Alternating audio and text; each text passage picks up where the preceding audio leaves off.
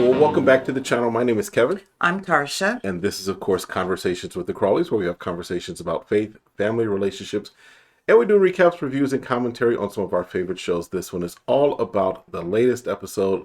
We're almost done with the weddings, y'all, of Married at First Sight, Season 15 in San Diego. So if this is your first time, thanks for stopping by. We appreciate it. Check us out. Hit that subscribe, hit the like, request notifications. And share. And if you are part of the squad, what up?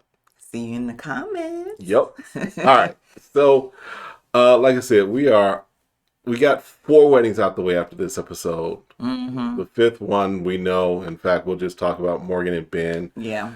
They are in a delayed pattern, basically, because he got COVID. Right. And like Ben said, he's like, I wasn't out clubbing. I was trying to do everything I can to make sure that we would have been ready for the wedding. Yeah.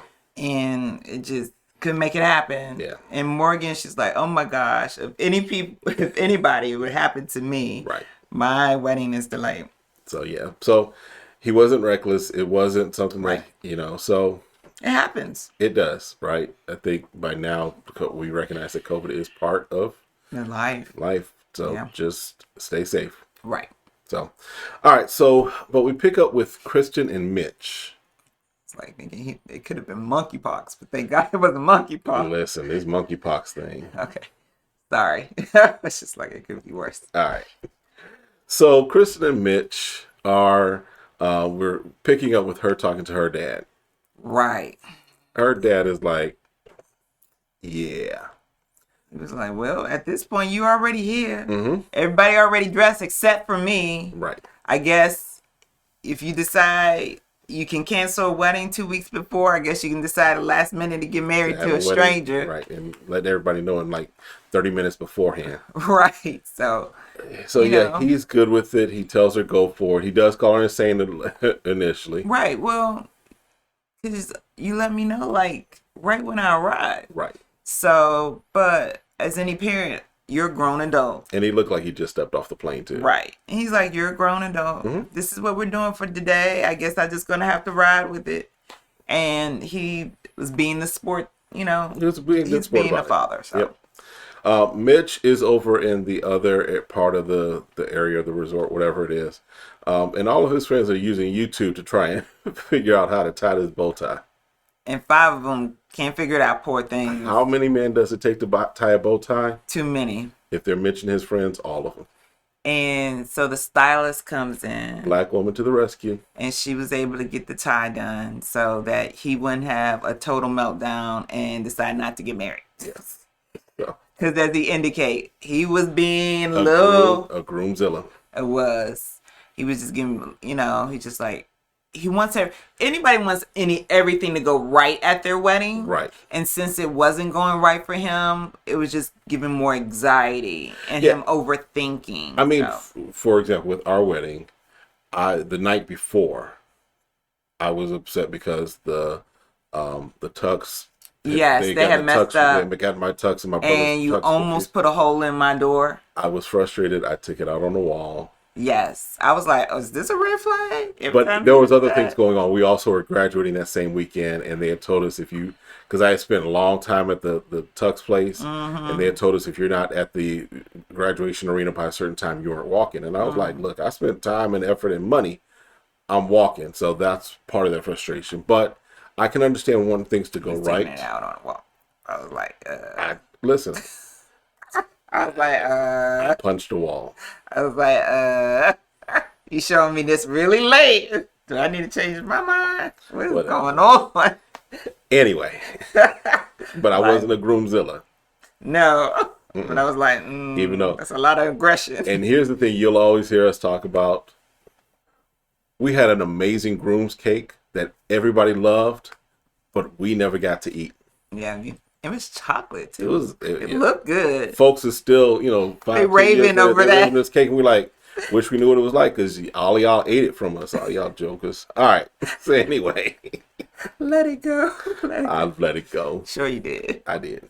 So then she gets gifts from him, right? And so he sends a plant, right? And the new thing because of sponsorship, I guess, the engagement ring. And she's like, whoa.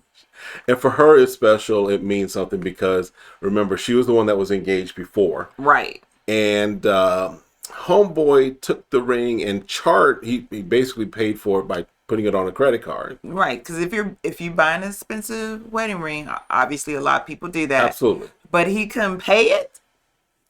I was like, well, I guess you're going to be in bankruptcy because I'm wearing this ring or I'm going to sell it or whatever. I'm not paying for my own wedding ring. So he would have just lost they would just been his credit would have been shot. I'm sorry. Basically. So yeah. I'm not paying it off. So she paid it off for him. So that's why this ring, of course, means something to her. All throughout this, though, I'm watching, and Mitch is being, in my opinion, he's very negative. He's being almost like a Debbie Downer, right? Or what's a David Downer, I guess. I don't know. I don't know. But I think he's just really overthinking, and that's going to get in his way throughout the course of this. I hear that, but when you say this could be the worst day of my life, I think a lot of people thought possibly it could be depending on who they met. I mean, we've heard that. Here's the thing, Bo. Knowing that you have an out, so this is not like you are locked in forever. Knowing that after 8 weeks you have the ability to make a decision, is that really going to be the worst day of your life? Maybe he could use bad words. Right now, I know he's saying a lot of stuff. And he's overthinking. And instead of him enjoying the moment, like we've seen women in the past do this, right? They see the person, oh, I don't find him attractive, blah, blah, blah. Now here we're seeing a man's version of him not like overthinking, putting too much in too much. Like it was like, why she had to be in a wedding dress? I don't like wedding dresses. And I'm thinking, it's one day. Right. It's going to be fine. And he fell in love when she took the shoes off. I'm so glad she took the shoes off. Oh my gosh. I just see her so much better. He's a strange one. So hopefully. Well, even as the wedding starts, though, her mom comes down the aisle. Yeah. He was like, is that my wife? Nah, bro. That's your mother-in-law. And she has this pink dress on. Right. And I'm like, why in the world you would think this is your wife? Because traditionally, if you watch Married at First Sight, they come down in a white dress. And some of these brides may not prefer a white dress. Right. You know, and some of them they've looked at blush, but you've seen everybody come down in a white dress so far. Or off-white or whatever. So, right. You know, something along those lines. So yeah, mother-in-law comes in. He kind of was like, hey, oh, hi, mom. But then her dad walks her down the aisle, and her dad came in his airplane clothes. Yeah, he looked like he just came from he got his foyer. Polo on, polo shirt on, and it wasn't a polo shirt. It was a button down, button up, whatever. It was a dress shirt, but he looked out of place. Yes, he didn't look a part of the wedding party. Right, he looked like they just pulled somebody out the lobby and said, "Hey, right, can you walk her down the aisle?" Right, literally. So, so they do, of course, exchange vows. Right, they exchange vows. A good thing so far for her is that she recycles, so that means that he may not be as stressful about the environment and conservation, because she at least is doing her part, doing something. She's doing what the basic people will do, and so hopefully he eases her into anything additional that she's missing. Right. You know, because I thought it was funny when they were mentioning about her liking being on a beach with Luna, and he's like, Luna's the animal. The dog, right? You ain't got no kids. This ain't daddy at first sight. This is married at first sight. Oh my God. So she's like, yeah, it's my dog. He's like, oh, okay. Yeah. But I think he's been over emotional. He's been having dreams about ex-girlfriends and just waking up in the middle of the night. Again, I think if he can calm down, get rid of some of the anxiety he's feeling, and just take the time to get to know her, I think it'll work out. We'll see. I don't have high hopes for them. I wouldn't put money on it, Yeah. but I'm hoping right now that this is just him trying to ease into it, and hopefully he relax. I wouldn't put y'all money on it. I'm just saying. Right. Right. I'm just saying it's early, so let's just say 50-50. Right now, let's give him an even split. You can't even say 50-50 right now. No. You don't think anything's gonna change? You don't think he could get better? I've had some where I've been spot on. If you go back and check our record, there have been some where I've been spot on, right? And there have been some where I've been off. I'm giving 50-50. It's early. You only saw the first clip. I'll give 80-20. 80 that is not gonna work. 80 that's not gonna work. 20%. Wow. And the more he opens his mouth, that number's gonna drop. Wow. Because I'm being optimistic. Well, I mean, again, I'm looking at a lot of different things. So when he's talking because when he's talking with his mother-in-law, he's like, "You're very attractive," and she's asking, "What do you think about my daughter?" And he stumbles and he fumbles as far as how to compliment his wife, but he can compliment the mother-in-law. I'm just saying. We'll see. Yeah, okay, we'll see. All right, so then on the other side, and literally on the other side of the venue, right? Lindy and Miguel are getting married because we do see a clip where Miguel and what's his name, Mitch, are in the bathroom at the same time wearing their tuxes and like, "Hey, I thought that was yours." Might have been you, possibly. So Lindy starts off talking about how she kind of recognized that she was overthinking because when she first walked down the aisle, she saw just like his jacket and she's like, he's very fashion forward. She thought that he might be a little more quote unquote loud for her then, or more for her.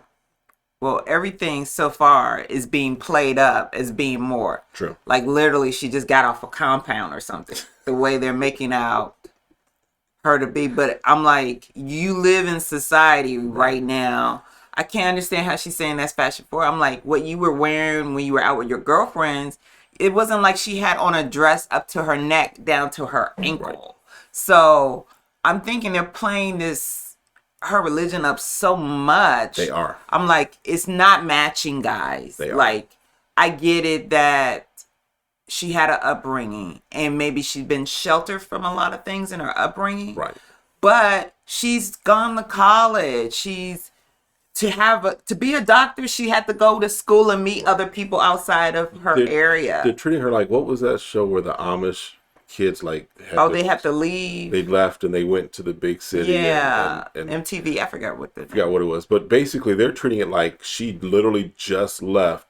Like you said, at the compound. Right. Like, she is sitting there like, I've never seen a car before. Right. I've never seen the color yellow before, right? Right. I get it that you may not have a wide world view, but she said she went to Spain.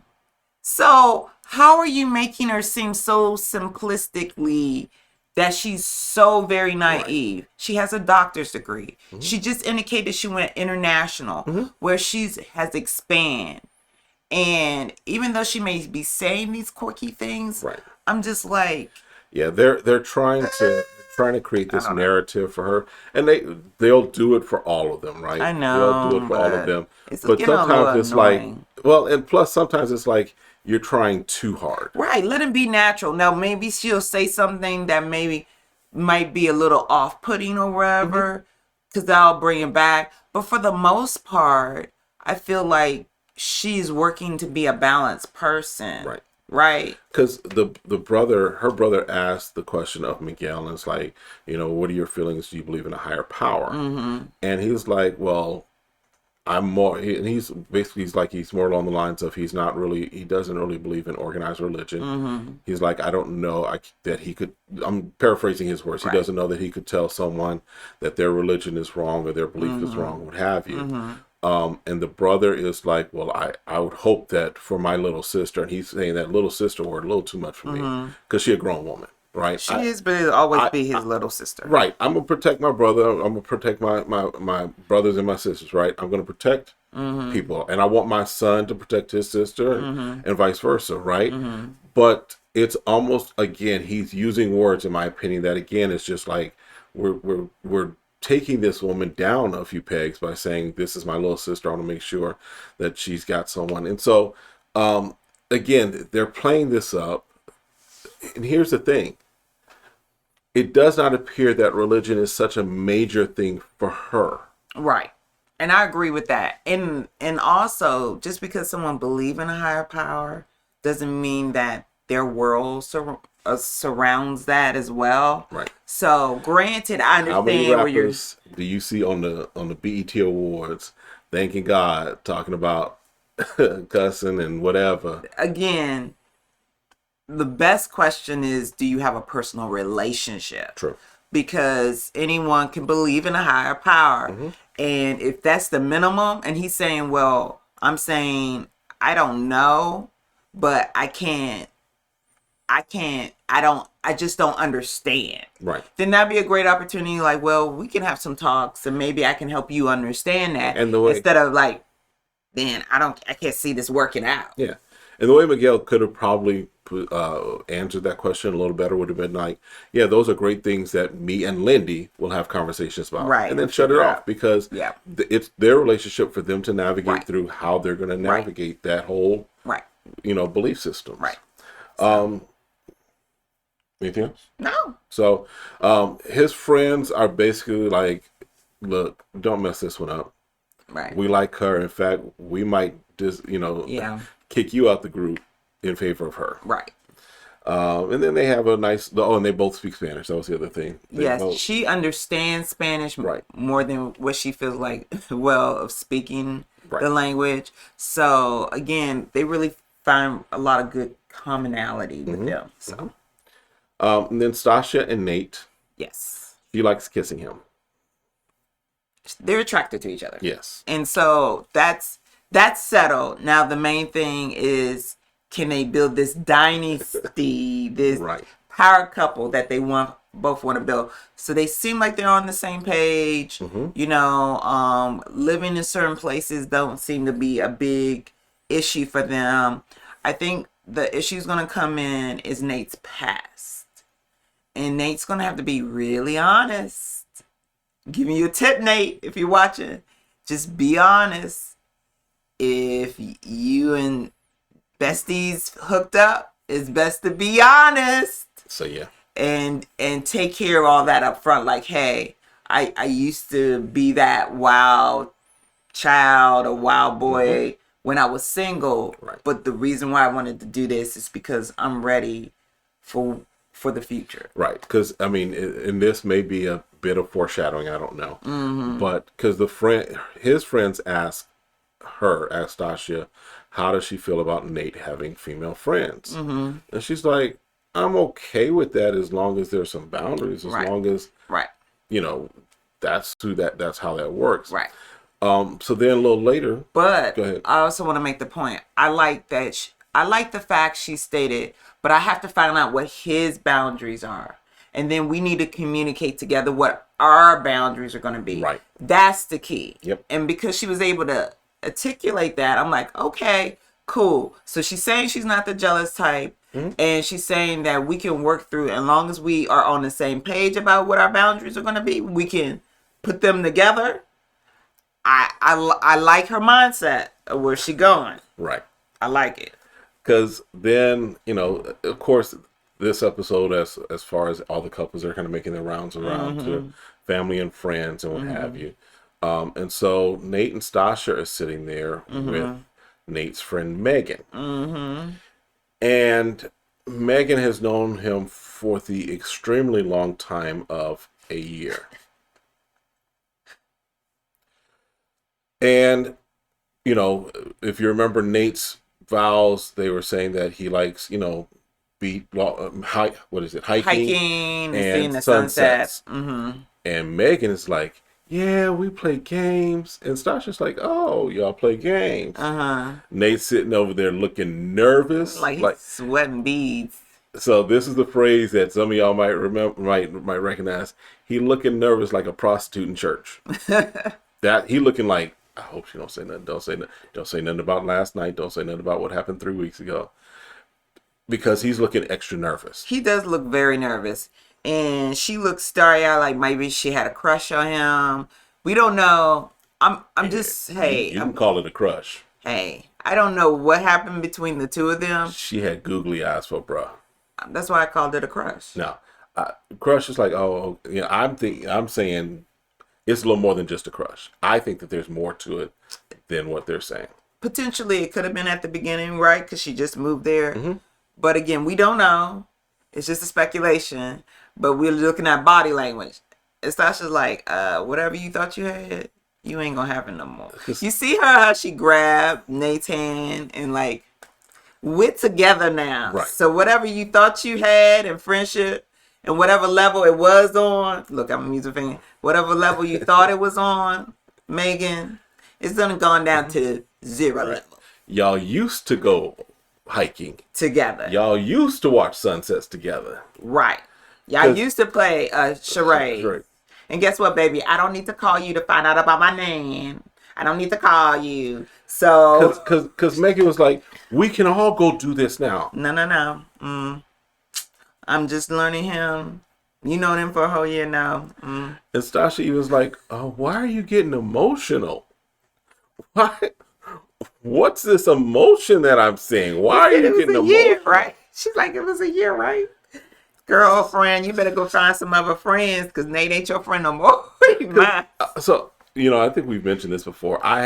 When we were getting together, we were dating and engaged, what have you, we met at school. And I had come to that school with 3 women that I had known. One of them I had known since we were like 7, 8, what have you, right? So these were my sisters. We did a lot of things together just hanging out. But when she began to take her role as my fiance and now my wife, that relationship shifted. And they were okay with it, and I was okay with it, and they respected it. Morgan going to have to learn some boundaries. And Nate's going to have to establish those boundaries because evidently those boundaries were not, were not in place. Well, we don't know what they were. We don't know what the boundaries were. We don't know. We're only speculating. So obviously, as this goes on, we will know. Because out of your 3 friends, at different times, y'all had crushes on each other. True. So, and I set my boundary. Well, that was in the past. Yeah. And it was. So, just like Stasha it was known. And we moved on. It was done. So yeah. So, there's also, the discussion of, are things going to happen that night? Nate's like, yeah, I want some things to happen. But he did indicate he really just wants to get to know her. Right. So. Stasha's like, nope, ain't nothing happening tonight. Ain't nothing going on but the rent.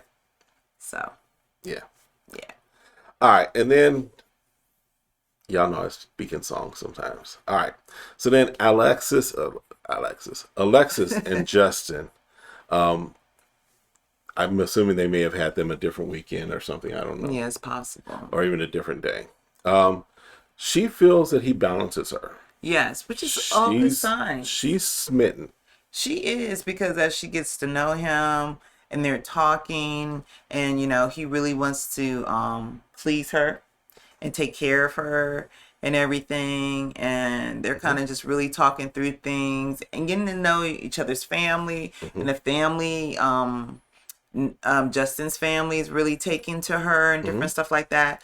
And I can see why a man would want to marry her, because she just seems so down to earth, easygoing, right? And she just goes with the flow.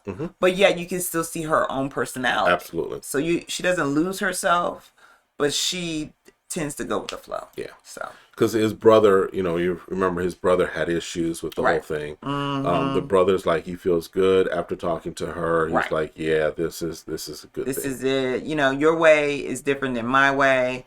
And maybe I was just more into a traditional kind of wedding and thinking you should do it different ways. But he really calmed down because he's like, I've been crying all day, man. But it's good to see, a brotherly love and someone who helped raise him. Right. Understand where he is in life. So. So she is talking to his friends and she asks for the cheat codes for Justin, right? Now, it's interesting to watch how these conversations happen because the guys just start spilling. Oh my God. The guys, one of the guys is like, he's sensitive. He may not like me saying it, but he's sensitive. Now compare that with her friends who are like, you just got to find it out for yourself. Discover. Hey, you got a great person and all the other stuff. You're going to discover and figure out how the best way to navigate that. Right. But y'all dudes, y'all act like y'all don't be gossiping. They breaking bro code. Because listen, for my brothers, for my guys who are my brothers, if you know, someone were to ask me, and I've got a friend who's dating again after being widowed, if she asks me about him, he's a great guy. Y'all gonna have a great time getting to know each other. I won't tell you his flaws. Right. That's for you to discover and see if they're flaws for you. Thank you. Because they possibly not. Because you don't want to make him out to be a punk. And that's like a pushover. Yes. Why? You can, I mean, and there's ways to say it, right? Like, you know what? He's enduring. He's going to understand you. He's going to really make sure that he communicates all his feelings. And he's going to protect you. Because a woman wants to know she's going to be protected and loved, not that he's going to be on the corner crying somewhere. Because that's how his friend made him out to be. Right. Like, he just so sensitive. He's so sensitive. You need a man with sensitivity. Listen, she ain't looking for Ralph Tresvant. No, she is not. Sorry. So, Lord have mercy.